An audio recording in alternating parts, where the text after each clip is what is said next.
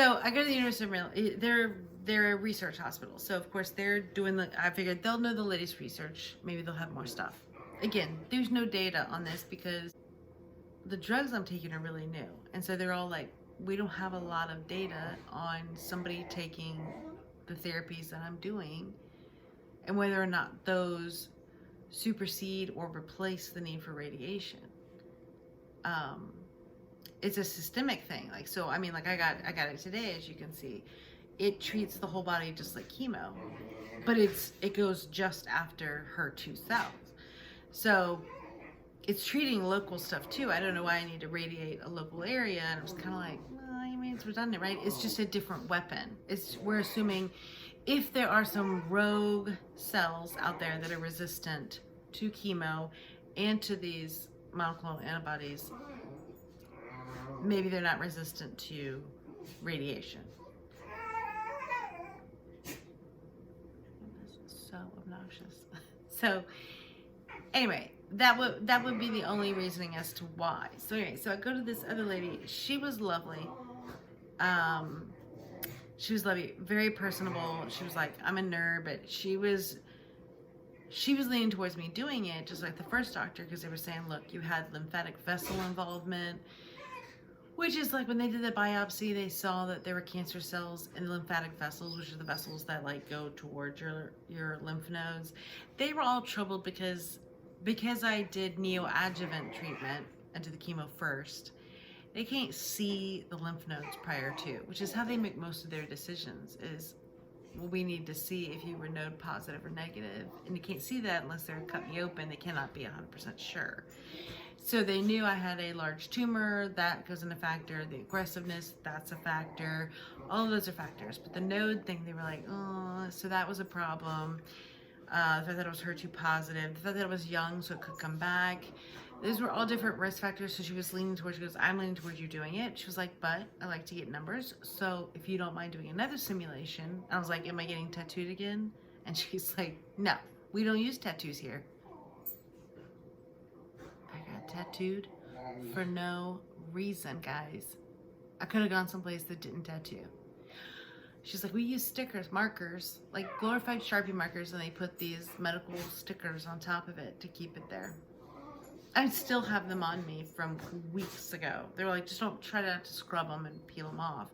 I mean, they're getting like stuff underneath them, like fuzz, you know how stickers do, and they start getting old. But they're still there. I did not need tattoos. So anyway, guys, hey, can y'all keep it down? Oh my goodness, y'all are so cute. They both looked at me.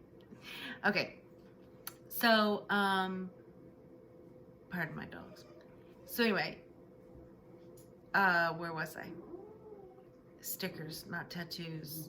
So she said, you know, I can put you through another simulation and we can see with my anatomy between the two machines. She put it through the photon and the proton, and she could tell me exactly how much exposure to the external organs and stuff like that I would get, because you know, that those organs would receive. Because her biggest thing, the second two doctors, their biggest thing was the heart. But then I've also heard not to worry about the heart. It really is nominal. But then these two doctors seem to think, based on these studies that they've had, which are older studies, but those are the only ones where they have enough data, that, you know, you need to have a mean gray. So mean meaning average, you know, remember back in our algebra days, mean, median, mode. So you have an average gray, and gray is just a measurement of how much radiation you've absorbed. So think of it like milliliters, grams, cups, whatever measurement you want to think of it as. But it's called a gray. It's not gamma radiation. I thought it was. It's not. Apparently it doesn't mean anything like that. It's just a measurement of absorption. So the second doctor said you need to have an average gray, a mean gray of 2 or less. She goes, 3 at the very most to your heart, if you were going to do it at all. And I go, okay. I'm writing this down, and I'm like, I don't know what this is.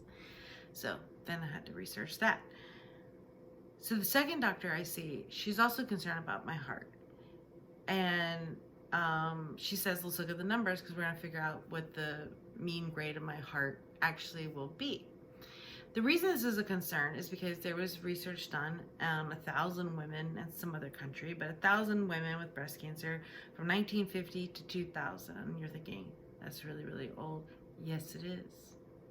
But we don't have another 50 years that's passed to be able to do the same thing. And anyway, so that study showed that for every mean gray exposure to the heart, you increase the risk of heart disease by 7%.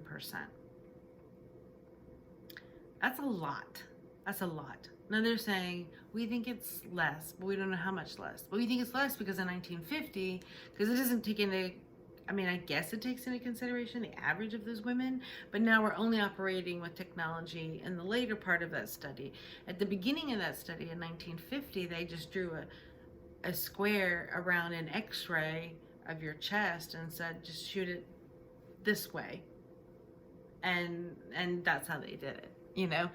Now they can kind of block out your heart. They can aim around your heart. It's a lot easier to avoid, but there's still, I don't know if they call it splatter or spray. There's still fallout. You're still going to get exposure. But how much, you know? So anyway, so it's less, but they don't know how much less. But if they believe the risk of recurrence, like one doctor is saying 10% chance of recurrence locally, one doctor said 5 to 7, one doctor said 10 to 15, and that was the last doctor, and she called me up personally and said, look, I've talked about your case with other doctors and polled them to see what they would do, and I said, oh, great. What did they say? And she goes, I think it's 50-50, and I go, I mean, that's not helpful. That's where I'm at right now, you know? And then, but she also said that she researched people who were taking Herceptin and Perjeta, which is what I'm taking, together. And she said, even though the research, the data is not all there, the research that has been done and, you know, the preliminary stuff has shown really great outcomes. So she was comfortable lowering her estimated recurrence risk to 7%. So I'm still at an average of a 7% risk of recurrence locally. So it depends on what you think is high. That's high for somebody who's never had cancer, but for somebody who's had cancer, I don't know. It's that magic number. I was talking about my coworkers were like, is it because it's under 10%? We're like, that's not bad. Like, you know, where does it need to be? What's that magic number to where you're comfortable and you go, I'll take that risk over the risk of heart disease. Oh, and the study showed you get heart disease 20 years later. So the reason me being young was a problem is because I'll only be 61 in 20 years. Well, I don't want to drop dead of a heart attack, and I'm just trading one death for another death. I mean, I get 20 years, but is it necessary? You also don't know, I will never know if getting radiation or not getting a radiation affected the odds at all, because I could get radiation, and there's still plus minus of things, right? And there's some overlap. I could get radiation, it could still return. I could not get radiation and it return. There's no way to say if it would have prevented it or not. We don't know. Because the cells that are going, let's say I find out it's in my bones or something like that, they've probably already left if they're going to leave. I mean, so I don't know. The whole thing is very complex. Needless to say, she came up with the simulation and said that for the photon therapy and her machine, even with me doing the breathing, the mean grade was 9. And large parts of my heart were at 25 and 15 gray. So she said she absolutely would not do photon, that it was not worth the risk. Proton was a mean of 2 with the highest areas that were being exposed. They were being exposed at 9 gray. So she was willing to talk about that. However, most insurances do not cover it. It is not the standard of care. It is the newer thing. And some would argue not necessary. Some would argue necessary. She's appealed a bunch and they've said no, so I see it as helping me make a decision. I'm not going to complain because my insurance has covered a lot. I mean, I don't know what I would do if I didn't have insurance, so no complaints. They didn't approve the injection, as you see. I've still got my port. They didn't approve that shot thing in the leg. No such luck. But still paying for the drugs, so then that's what I need. So how they administer it, don't care. So it looks like I'm not going to do radiation. I'm waiting to hear about the final appeal for proton therapy, but it seems to be that the risks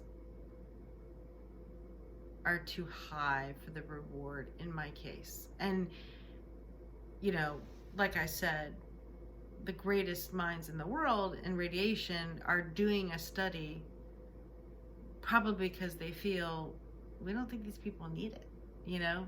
And the lady who came back with that simulation, she changed her mind from a yes to a no, you know, on photon and proton she would discuss, but she goes, frankly, I'm not upset if they don't cover it. I think in your case, I think we can safely say you shouldn't get radiation. So 2 out of 3 said no. The other one would not tell me what she would do. But she said I could sleep at night either way. But 2 out of 3 said no, I wouldn't do it. So I'm not going to get radiation, which means I am on the downhill. I'm like almost done with stuff. These infusions will continue until June 30th. So instead of, like the way she said, you're going to do a year of this, she was including the ones I did during chemo. So it wasn't an additional year, so that was good. So it's much sooner than I thought. So around June 30th, somewhere around there, the end of June, the beginning of August will be my last infusion. So I'm really excited about that. And then I would be done with treatment. Yay! So, okay, so none of that was very fun. So that was radiation talk.